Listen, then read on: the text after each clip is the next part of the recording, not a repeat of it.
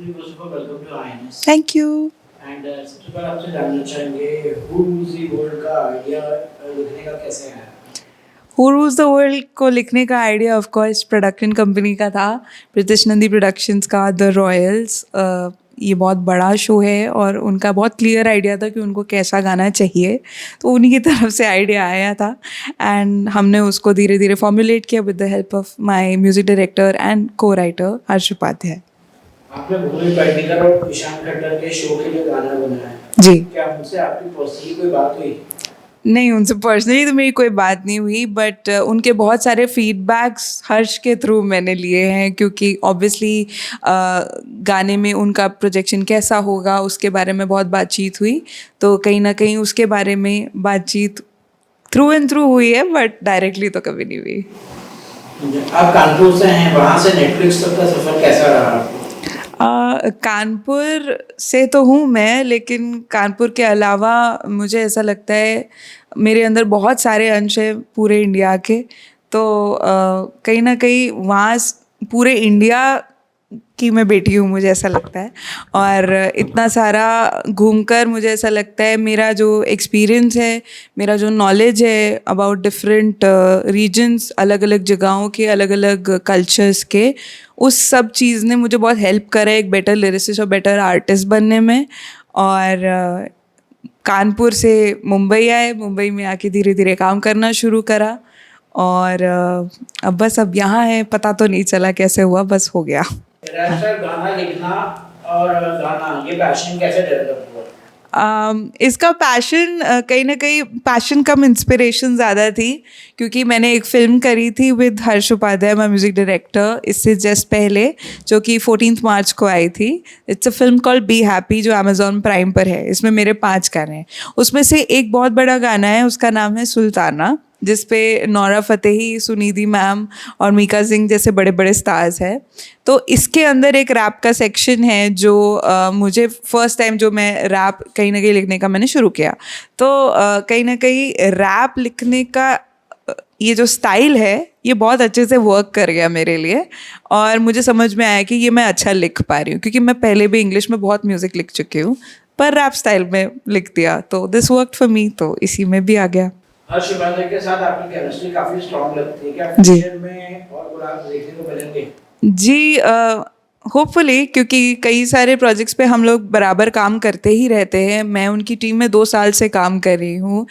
शुरुआत मैंने उनके साथ एड्स लिखने से की थी। वो उन्होंने बहुत मेहनत की और वो एक बहुत बड़े लेवल पे, मैं बहुत लकी हूँ कि वो मेरे साथ काम करना चाहते थे, और मुझे भी बहुत भरोसा है कि वो भी बहुत अच्छा करेंगे, और साथ साथ मेरी भी मुझे ग्रोथ लगता है कि होगी उनके साथ। आप इंडियन और वेस्टर्न क्लासिकल दोनों ट्रेन जी। आप दोनों स्टाइल को मिक्स करना पसंद करती हैं?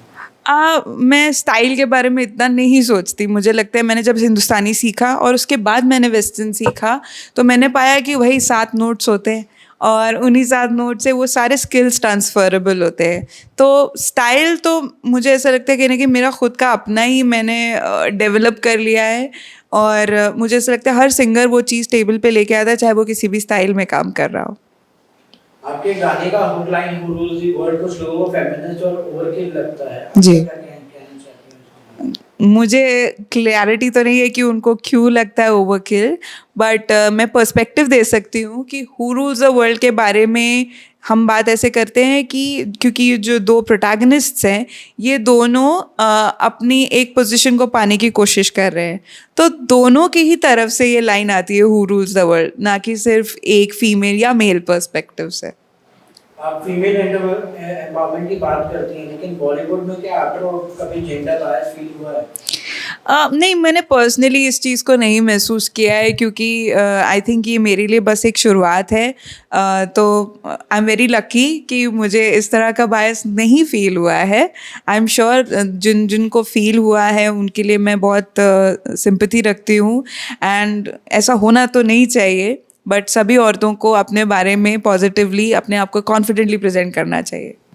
सोशल मीडिया पे कुछ कहते हैं, कुछ लोग कहते हैं कि कैची होने के चक्कर में लेडीज का डेप्थ कम हो गया है। जी। आपको क्या ठीक है इसमें? मुझे ऐसा लगता है कि कैची अगर आपको अच्छा लग रहा है इसीलिए कैची बनाया जा रहा है कहीं ना कहीं। डेप्थ की बात अगर मैं करूँ तो कुछ गाने डीप भी होते हैं, जैसे आपको याद होगा वो गाना है ए हमनवा, ए हमनवा मुझे अपना बना ले, उसमें कितने अच्छी लाइन्स है, सूखी पड़ी दिल की इस जमी को भिगा दे। तो कोई कमी तो नहीं है डेप्थ की इन सारे गानों में। मुझे लगता है जो डीप गाने हैं वो डीप गाने हैं, जो कैची गाने हैं वो कैची गाने हैं। क्या आपको लगता है फीमेल सिंगर्स को सिर्फ आइडल सॉन्ग्स के लिए पिजन होल किया जा रहा है? नहीं, मुझे ऐसा नहीं लगता है। कहीं ना कहीं हाँ, ये बात है कि फिल्म्स में कभी कभी मेल सेंट्रिक फिल्म बनी, जैसे हीरो मेन है अगर किसी फिल्म में, तो उसमें मेल पर्सपेक्टिव के सॉन्ग ज़्यादा होंगे। बट अगर जैसे मर्दानी फिल्म की मैं बात करूँ या किसी भी फिल्म जिसमें फीमेल प्रोटैगनिस्ट टॉप पे है, तो वहाँ पे फीमेल सेंट्रिक गाने बनते हैं। मुझे नहीं ऐसा लगता। इंडस्ट्री में एक लिरिसिस्ट और सिंगर के रूप में क्या आपको कभी क्रेडिट चुप कर दिया गया है? नहीं नहीं नहीं नहीं नहीं, ऐसा कभी भी नहीं हुआ। आई am very lucky on that front. मुझे ऐसा हो सकता है किसी को लगे कि मैं कुछ चीज़ें छुपा रही हूँ, बट ऐसा कुछ भी नहीं है। I am very lucky to be around very good people. मुझे ऐसा लगता है आप अच्छे रहते हो तो आपके साथ कहीं ना कहीं अच्छी चीज़ें होती हैं, और मैं बहुत लकी हूँ कि इस तरह का बायस या कुछ भी गलत मेरे साथ नहीं हुआ है।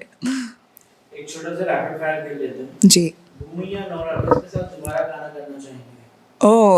टेक्निकली नौरा के साथ मैंने 2 गाने कर लिए हैं। दैट इज़ एक गाना सुल्ताना, जिसके बारे में मैंने पहले बात की, और ये वाला जो टाइटल ट्रैक है ये नौरा की एंट्री पे भी बजता है सीरीज़ के अंदर, द रॉयल्स के अंदर। सो भूमि। वन आर्टिस्ट जिसके साथ आप कोलैब करना है, डेड और alive? I would love to collaborate with Nina Simone. Nina Simone एक जैज़ आर्टिस्ट है। She is no more, she died in 2003, but वो मेरी फेवरेट है। सॉन्ग राइटिंग या सिंगिंग, अगर एक चूज करना हो? Singing. One overrated song according to you? Overrated शायद केंड्रिक लमार का दे नॉट लाइक अस ऐसे करके एक गाना है, वो बहुत बार बजा बट मुझे नहीं पसंद आया। बैंगलोर की गली या मुंबई का stage, what feels more like home? Mumbai का stage. Most used emoji? Fire emoji. And one secret talent जो अब तक किसी को नहीं पता? मैं बहुत सारे कुत्ते बिल्लियों की आवाज़ निकाल लेती हूँ। तो मैं छोटी थी तो मैं तोते होते की आवाज़ निकालती थी। I used to love doing that, so it kind of helps me with you know my vocal textures now. अब जैसे अभी इसी गाने में भी मैंने एक पार्ट में baby don't you cry come na mama, मैं अपने वॉइस को थोड़ा थोड़ा चेंज करती हूँ। और मेरे कई गानों में इतने सारे लेयर्स होते हैं ना, तो सारी आवाज़ें मेरी ही होती है और लोगों को लगता है कि बहुत सारे लोगों ने आके डब किया है। तो या बात की जाए सिंगिंग की, जी। तो हम देखते हैं कि आजकल कंपटीशन काफी बढ़ गया है। जी। आप यहाँ पे रैप कर रही हैं, वहाँ पे राजा कुमारी हैं, ऑफ कोर्स।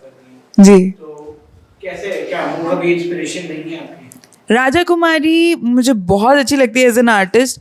इंस्पिरेशन मैंने ली नहीं, क्योंकि मैंने रैप को कभी परस्यू नहीं किया, क्योंकि रैप मुझे लगा नहीं था कि मैं लिखूंगी कभी भी, वो तो अपने आप हो गया।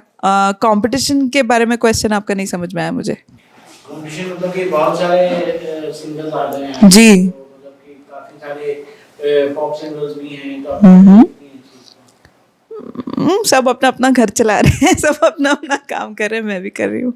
जी। लास्ट की सिंगिंग की बात की जाए तो आजकल जो पुराने लिरिक्स राइटर हैं उनका ये कहना है कि भैया आजकल की सिंगिंग में, आजकल के सॉन्ग में वो दम नहीं रह गया, बिना lyrics जी। के। जी। आपको आपका क्या मानना है इस पर?